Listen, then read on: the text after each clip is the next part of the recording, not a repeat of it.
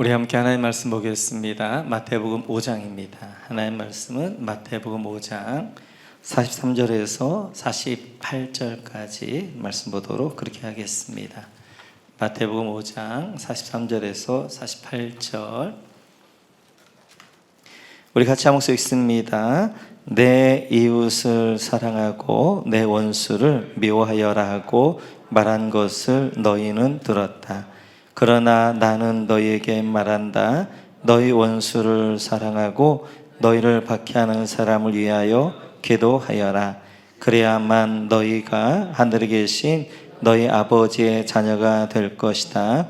아버지께서는 악한 사람에게나 선한 사람에게나 똑같이 해를 떠오르게 하시고 의로운 사람에게나 불의한 사람에게나 똑같이 비를 내려 주신다.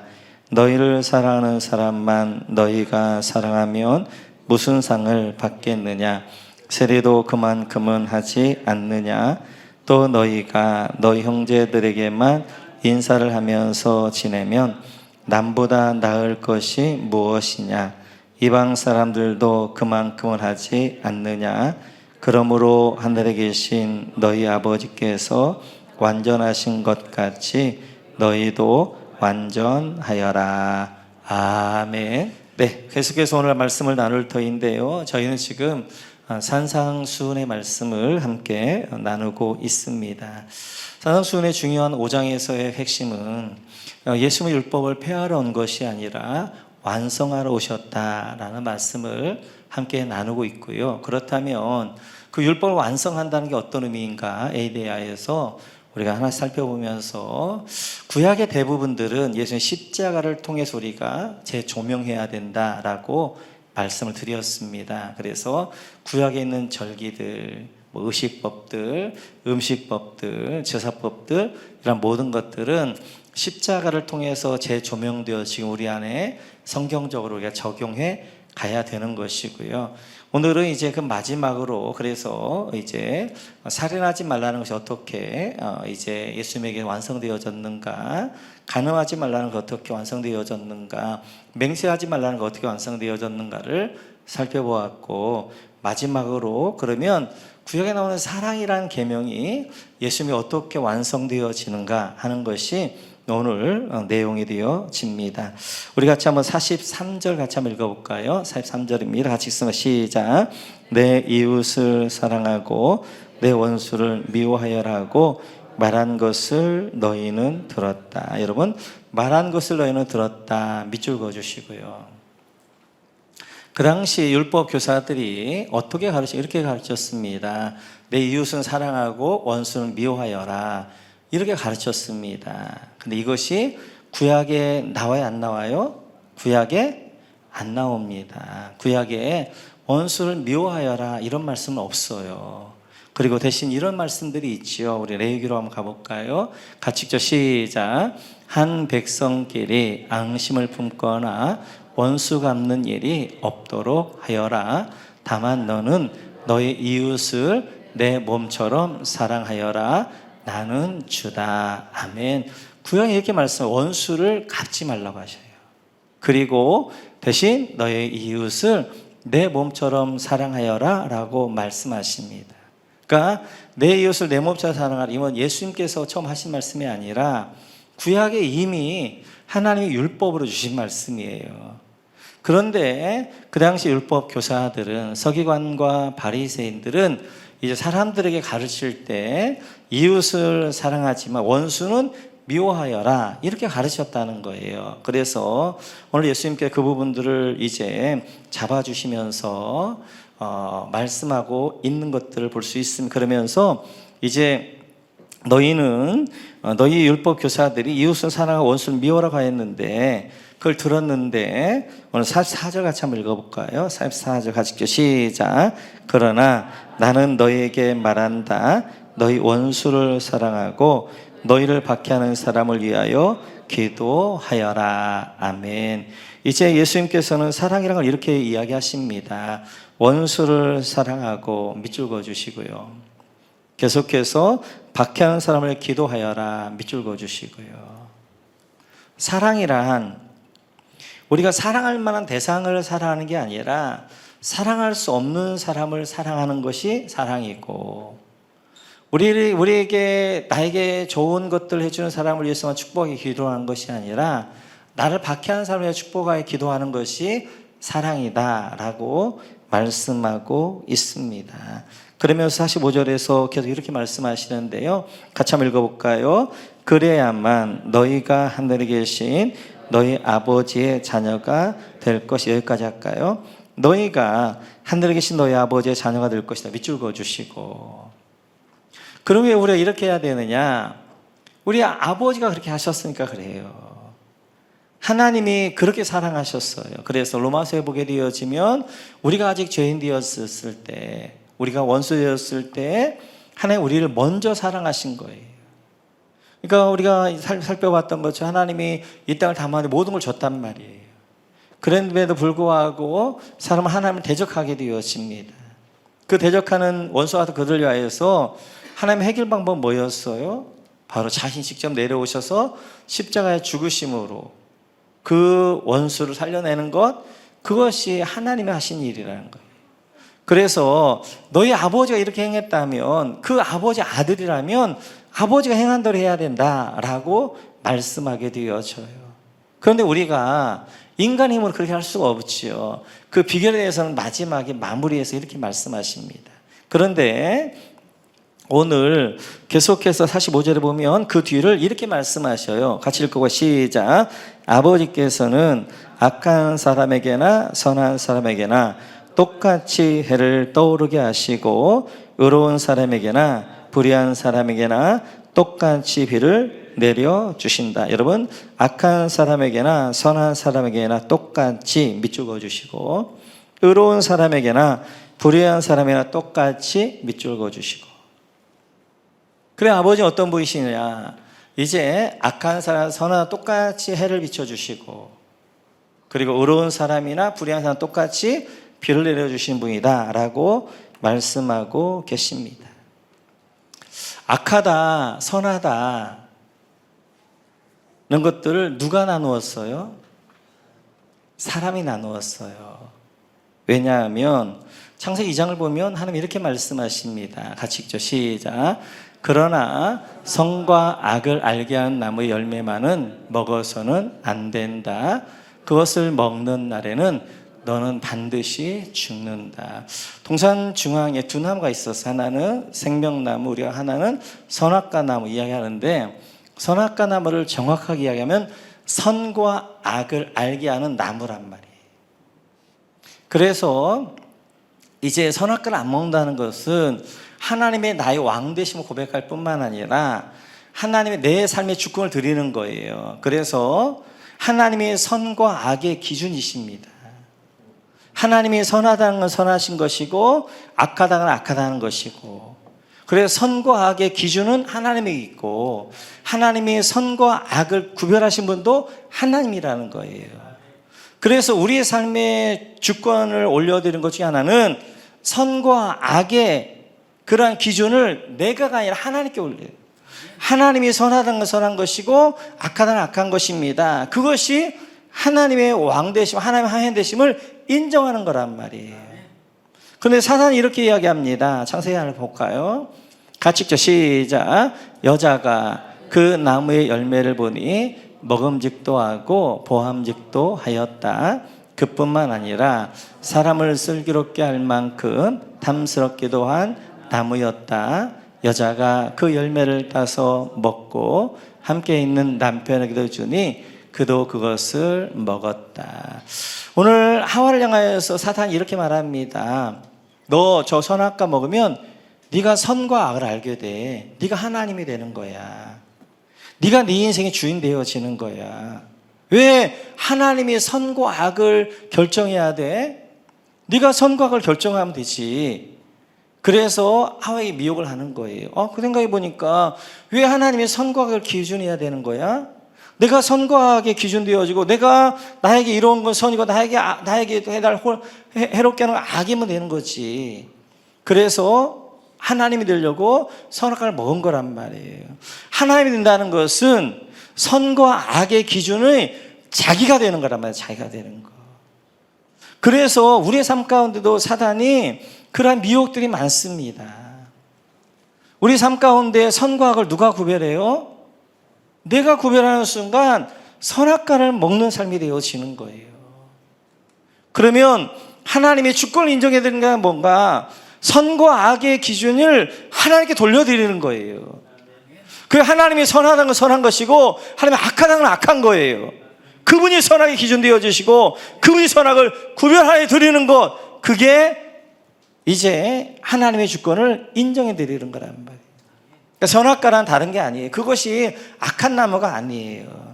불순종한다는 건 뭐예요? 하나님, 이제는 내가 하나님 되겠습니다. 하나님 스스로 하나님 되고자 하는 건 뭐냐면 내가 선과 악을 내 기준에서 내가 결정하겠습니다. 그게 하나님 되는 거란 말이에요. 끊임없이 사단은 우리의 삶 가운데 네가 하나님 돼, 네가 하나님 돼서 하와에게 했던 이제 그 미혹들을 우리 끊임없이 우리 삶 가운데 하고 있단 말이에요. 그래서 예수 믿는 사람의 첫 번째 가치관이 뭐냐면 영접 가치관인 거예요. 말씀드렸던 것처럼 영접 가치관은 뭐예요? 하나님의 왕이시기 때문에 내가 선과 악을 구별하지 않는 거예요. 나에게 주시는 모든 것은 선하다고 믿고 그걸 내가 받아들이는 것이, 그게 영접 가치관이란 말이에요. 받아들임 가치관. 근데 세상 사람들, 하나님 없는 사람들, 하나님의 왕이 아닌 사람들의 가치관의 첫 번째는 선악과적 가치관이에요. 자기가 자꾸만 선과 악을 구별하려고 하는 거예요. 나에게 유익한 것이 있으면 선한 것, 나를 좀 불편하게 하고 날 힘들게 하고 내가 원하지 않는 것은 악한 것, 거부하게 되어지고, 그 미혹 가운데 있단 말이에요. 그러니까 하와를 미혹했던 그 미혹은 우리의 삶 가운데 계속 되어진 미혹이란 말이에요. 하나님은 내가 원하지 않는 걸 나에게 주시는 거예요. 그러면 나를 다듬어 가시는 거예요. 만들어 가시는 거예요. 내가 원하는 것만 줘서는 내가 절대로 그리스도를 닮은 형상으로 만들어져 갈 수가 없는 거예요. 그러니까 우리 삶 가운데 내가 원하지 않는 고난, 우리 삶 가운데 내가 원하지 않는 사람들을 만나게 하시는 거예요. 그 가운데 나를 다듬어 가시고, 그 가운데 나를 만들어 가시고, 그 갈등을 통하여서, 그 어려움들을 통하여서, 그 시련을 통해 나를 다듬어 가시는 과정이란 말이에요. 그런데 하나님이 지금 이제 우리에게 고난이란 걸 주셔서 나를 다듬어 가기를 원하는데, 내가 선과 악을 구별해가지고 이거는 싫어, 내가 그걸 피해버리거나 내가 그걸 도망가 버리게 되어지면 하나님이 나를 만들어 가시려는 뜻이 이루어지지 않는 거란 말이에요. 그렇기 때문에 성도들의 가장 첫 번째 가치관은 받아들인 영접 가치관이에요. 하나님이 지으신 모든 것은 다 좋은 거예요. 감사함으로 받으면 버릴 게 없는 거예요. 그래서 내가 원하는 것만 주면 나는 만들어지지 않는 것입니다. 내가 불편한 것, 내가 원하지 않는 것, 그걸 주셨을 때도 그걸 내가 받아서 해서 하나님이 이걸 왜 주셨을까? 이 사람을 왜 만나게 하셨을까? 이런 상황을 왜 주셨을까? 이걸 통해 나는 하나님 어떻게 만들어가 원하시는가를 생각하면서 그 가운데 인내하며 나갈 때 우리는 만들어져 가고 다듬어져 가고 새로워져 가게 되어진 것들을 보게 되어져요. 하나님 오실 때, 그래서 선한 사람이다 악한 사람이다 누가 구별하는 거예요? 내가 구별하는 거, 내가 구별하는 거. 나에게 유익을 주는 사람은 선한 사람, 나를 좀 불편하게 하는 사람은 악한 사람. 그래서 선한 사람을 내가 사랑하고 악한 사람을 내가 미워하고 그렇단 말이에요. 그런데 하나님 보실 때는 똑같아요. 도찐 개찐이란 말이에요. 별 차이가 없는 거예요. 그래서 우리가 살아가면서는 누가 선한 사람인가 누가 악한 사람인가 모릅니다. 어디서 결정되어지냐면 하나님의 심판대 앞에 결정되어지는 거예요.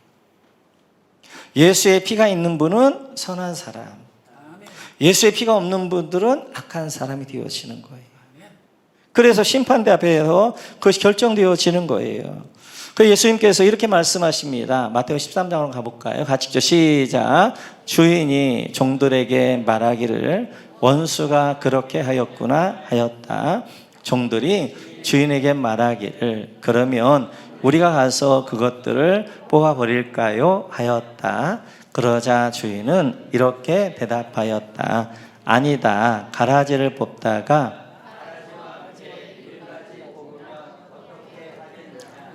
추수 때까지 둘 다 함께 자라도록 내버려 두어라. 추수할 때에 내가 추수꾼에게 먼저 가라지를 뽑아 단으로 묶어서 불태워 버리고 밀은 내 곳간에 거두어 드리라고 하겠다. 아멘. 이런 거예요. 이제 밭이 있는데 그 밭에 좋은 씨를 뿌렸어요.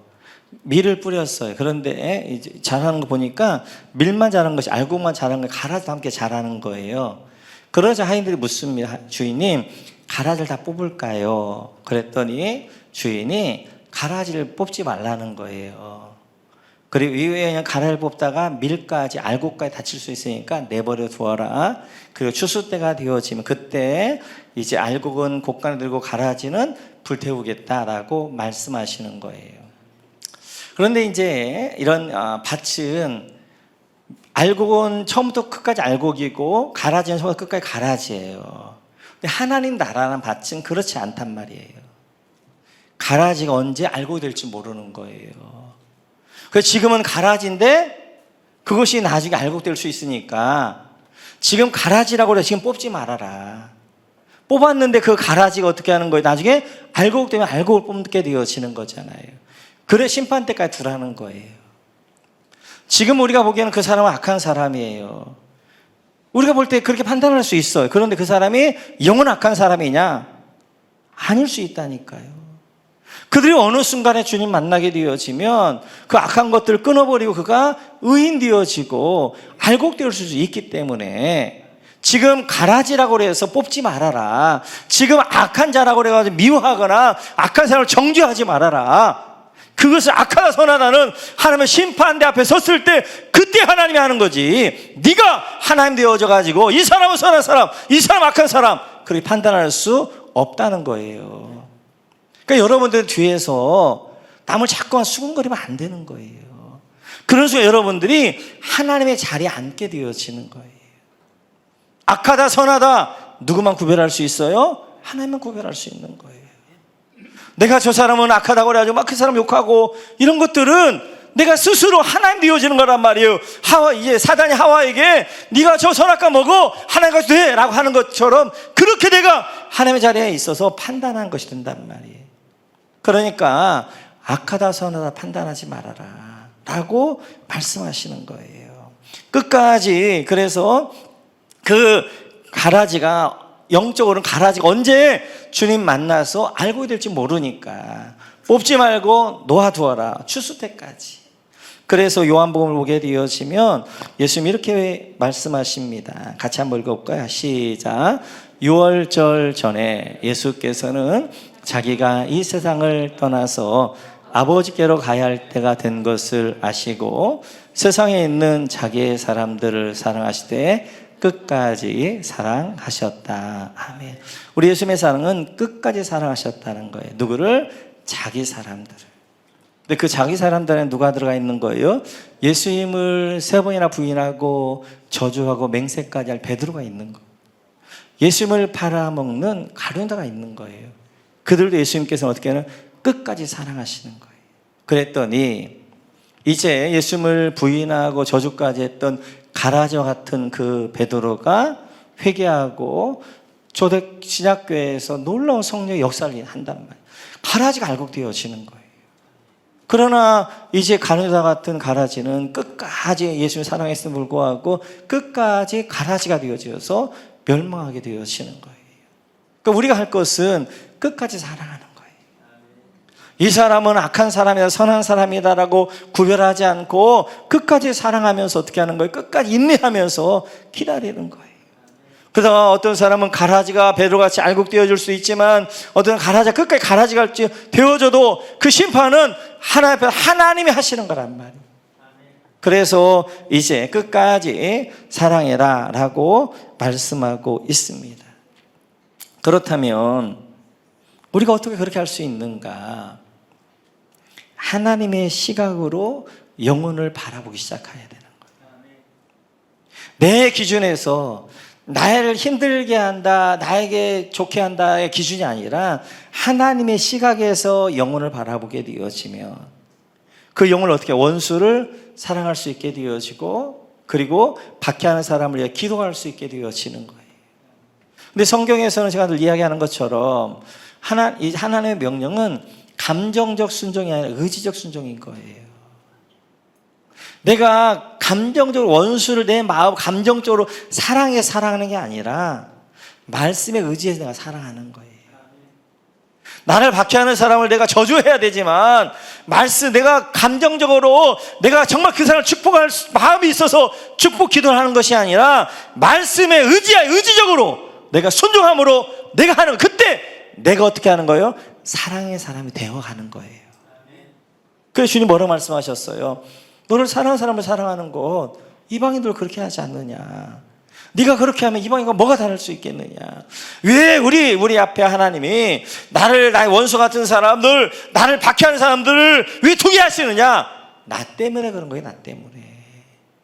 그 사람을 통하여서 나를 더 사랑의 사람을 만들어가기 위하여서, 나를 더 큰 사람으로 만들어가기 위하여서 내 앞에 원수 같은 사람을 박해하는 사람을 놓아둬서 내가 하나님 말씀에 의지로 순종하면서 원수 같지만 하나님 내가 기도하고 박해하지만 그걸 축복하며 기도할 때 내가 변화되어지는 거예요.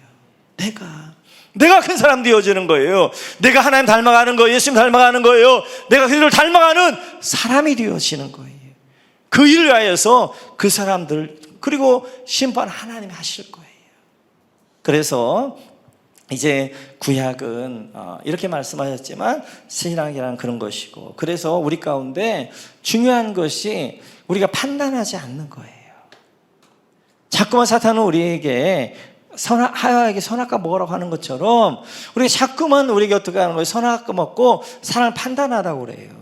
이 사람은 좋은 사람, 나쁜 사람, 이 사람은 착한 사람, 이 사람은 악한 사람. 자꾸만 이렇게 나누어서 어떻게 하는 거예요? 그건 내 기준이란 말이에요. 하나의 기준은 전혀 다를 수 있단 말이에요. 그래서 우리는 모든 사람을 이제는 선한 사람, 악한 사람이 아니라 뭘로 봐야 되는 거예요? 이웃으로 봐야 되는 거예요. 이웃으로. 그냥 모두가 다 우리 주변의 사람은 선한 사람도 악한 사람도 없고 모두가 다 이웃이에요. 그 이웃을 향해 뭐라 말씀하세요? 네 몸같이 사랑해라. 그렇게 말씀하고 있단 말이에요. 오늘 이 말씀을 다시 한번 기억하면서 하나님의 시각으로 우리가 사람들 볼 줄 알게 되어지고, 그럴 때 우리 안에 내가 점점 커지는 사람이 되어지는 거예요. 내가 그것을 닮아가는 사람이 되어지는 거예요. 내가 사람의 사랑으로 이제 하나님이 만들어 가시는 거예요. 계속해서 우리 한번 48절 같이 한번 볼까요? 48절 같이 읽죠. 시작. 그러므로 하늘에 계신 너희 아버지께서 완전하신 것 같이 너희도 완전하여라. 이제 너희 아버지께서 완전하신 것 같이 밑줄 그어주시고 너희도 완전하여라 밑줄 그어주시고, 완전에다 동그라미 쳐주시고 또 완전에 동그라미 쳐주시고. 가을수록 태산이죠. 원수를 사랑하고 박해하는 사람을 기도하는 것도 죽겠는데 어떻게 우리가 완전할 수 있어요? 근데 주님 뭐라고 말씀하셨어요? 우리에게 하늘에 계신 너희 아버지의 완전하신 것 같이 완전하라 말씀하셔요. 하나님이 좋으신 아버지라면 우리가 못할 것을 명령하실까요? 아닙니다. 하나님 말씀하시는 것은 세 가지. 첫째는 하나님이 그런 분이시든지, 둘째는 하나님이 그렇게 하셨든지, 그 좋으신 아버지는 또 하나 우리가 넉넉히 감당할 만한 말씀만 주시는 거예요. 우리가 완전할 수 있으니까 완전하라고 말씀하시는 거예요. 그러면 이게 완전하라고 말씀하신 또 한 명이 있어요. 창세기 17장을 가볼까요? 창세기 17장 같이 내가 개역개정을 해달라고 그랬는데 오케이, 그냥 저거 읽읍시다. 시작. 아브라함의 나이 99이 되었을 때 주님께서 그에게 나타나셔서 말씀하셨다. 나는 전능한 하나님이다. 나에게 순종하며 흠없이 살아라. 네. 1절에 보게 되어지면 이제 개역개정에서는 내 앞에서 완전해라 라고 말씀하신단 말이에요. 지금 아브라함에게 하나님이 뭐라 말씀하게요? 너는 내 앞에서 완전해라 라고 말씀하셔요. 그러면서 2절 이하에서 이렇게 말씀하십니다. 같이 한번 볼까요? 시작. 나와 너 사이에 내가 몸소 언약을 세워서 너를 크게 번성하게 하겠다. 3절. 아브라함이 얼굴을 땅에 대고 엎드려 있는데 하나님이 그에게 말씀하셨다. 나는 너와 언약을 세우고 약속한다. 너는 여러 민족의 조상이 될 것이다. 내가 너를 여러 민족의 아버지로 만들었으니 이제부터는 너의 이름이 아니라 아브라함이다. 내가 너를 크게 번성하게 하겠다. 너에게서 여러 민족이 나오고 너에게서 왕들도 나올 것이다. 언약은 나와 너 사이에 맺는 것일 뿐 아니라 너의 뒤에 오는 너의 자손과도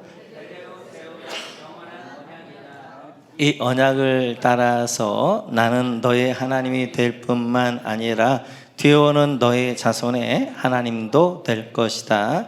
네가 지금 나그네로 사는 이 가나안 땅을 너와 내 뒤에 오는 자손에게 영원한 소유로 모두 주고 나는 그들의 하나님이 될 것이다. 아멘. 오늘 하나님이 1절에서 너를 완전하라 라고 말씀하시고 2절부터 계속해서 언약을 주셔요. 근데 그 언약을 주시는데 2절부터 보면 주어가 있어요. 주어가. 그 주어가 뭐냐면 나와 너 사이에 내가. 하나님이 언약을 세우고 3절 볼까요? 거기도 4절. 4절부터 나는 5절 내가 6절 내가 7절 내가 계속해서 하나님이 뭐라 말씀하면 내가 그렇게 하겠다는 거예요.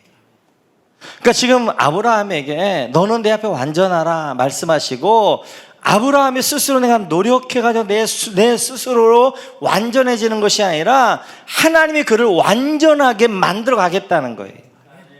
그래서 나는 내가 너를 그렇게 만들어 가겠다라는 내용이 2절부터 8절까지 내용이 되어져요. 그러면 그 완전해져 가는 과정이 뭐냐? 하나님 완전히 만드는 게 뭐냐? 그것이 9절부터 있는 내용입니다. 9절 같이 시작.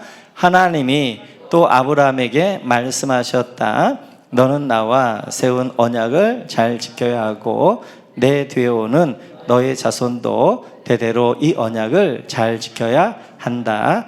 너희 가운데 남자는 모두 할례를 받아야 한다. 이것은 너와 내 뒤에 오는 너의 자손과 세우는 나의 언약 곧 너희가 모두 지켜야 할 언약이다. 아멘. 그러면서 9절부터 10절에서 할례를 이야기해. 할례. 그러니까 아브라함이 완전해지는 이유는 할례를 받으면 완전해지는 거예요. 그러니까 아브라함이 자기가 완전한 행위를 해서 완전한 자가 되는 것이 아니라 할례를 받음으로 말미암아 아브라함이 완전해지는 거예요. 할례라는 말이 히브리어로 베레시트입니다. 베레시트라는 말은 이제 베이트에서 나오는 말이에요. 베이트라는 말은 잘라낸다는 거예요. 잘라낸다. 그러니까 할례라는 것은 뭐예요? 남자의 성기를 잘라내는 거예요. 표피를 잘라내는 거잖아요. 그래 이제는 죄악된 것은 잘라졌고 어떻게 하는 거예요? 하나님의 자녀가 됐습니다라는 표시가 이제 할례가 되어진단 말이에요. 그래서 이제 이 할례를 받은 말미암아서 사탄에게 잘라졌고 하나님의 자녀가 되어졌고 죄에게 잘라졌고 의롭게 되어졌고 사망에 잘라졌고 그리고 생명이 되었다는 거예요. 그것을 바울 사도는 이렇게 풀이합니다. 로마서에서 같이 읽어 시작. 그런데 참 올리브 나무 가지들 가운데서 얼마를 잘라내시고 그 자리에다가 돌 올리브 나무인 그대를 접붙여 주셨기 때문에 그대가 참 올리브 나무의 뿌리에서 올라오는 양분을 함께 받게 된 것이며 아멘. 그래서 바울 사도는 참 올리브나무, 감람나무하고 이제 돌 감람나무, 돌 올리브나무를 이야기하는 거예요. 우리는 돌 올리브 나무였단 말이에요. 죄인이었단 말이에요. 그런데 참 올리브 나무가 되신 예수님께 접붙임을 당하는 거예요. 접붙임을 당하여서 어떻게 하는 거? 우리가 참 올리브 나무가 되어지는 거예요. 우리가 완전한 것은 내가 삶으로 내 삶으로 완전해지는 것이 아니라 완전하신 주님에게 접붙임 당할 때 그때 그 주님 안에서 내가 완전해지는 거란 말이에요. 그래서 너희는 내 앞에서 하나님이 완전하신 것이 완전한 이 말은 내가 삶으로 완전해 간 것이 아니라 내가 주님 참 올리브나무가 되신 주님 앞에 내가 접붙임 당할 때 내가 참 올리브나무가 의인 되어지는 것처럼 날 완전해지는 것처럼 그렇게 하겠다. 그리고 그 다음부터 하나님 우리를 만들어 가시게 되어지는 거예요. 우리가 하나님 안에 있을 때 완전한 줄 믿습니다. 그때 우리 안에 정죄함이 없는 거예요. 우리 의인이 되어지는 거예요. 그때 하나님의 완전하심과 같이 우리가 완전하게 되어지는 거예요. 기억하셔서 결국 우리는 이제 마태복음 5장에서 팔복의 사람을 보게 되어졌고 그게 세 가지예요. 또 하나는 이제 우리에게 소금과 불과 이제 소금과 빛이 되어지고 그 다음에는 구약의 율법을 어떻게 이제 완성하셨는가를 설명하게 되어지는데 우리가 팔복도 마찬가지예요. 우리가 이렇게 우리가 이렇게 행하면 이런 복을 받는다는 게 아니잖아요. 처음에 뭐예요? 복 있는 사람이란 말이에요. 우리가 그리스도에 접붙임 당하는 순간 우리는 복 있는 사람, 생명의 사람이 되어지는 것이고 생명된 사람은 우리로 하나님 어디의 자리에 이끌어 가시는 거예요?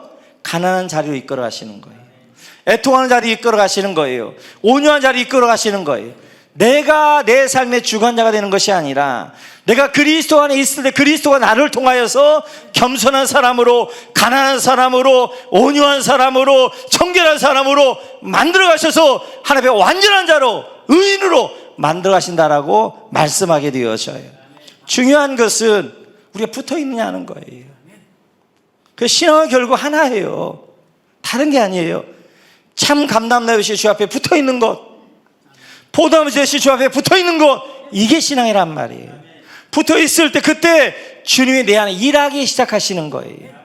그래서 관계인 거예요. 관계. 하나님과 관계가 중요한 거예요. 그 하나님과의 관계 가운데서 그 하나님으로부터 풍성함들을 누리면서 생명 가운데 어떻게 하는 거예요? 우리가 생명의 삶들을 살아가게 되어지는 거예요. 하나님 앞에 거하는 삶을 통하여서 하나님 앞에 의롭고 완전한 여러분 되시기를 주님의 이름으로 축원합니다.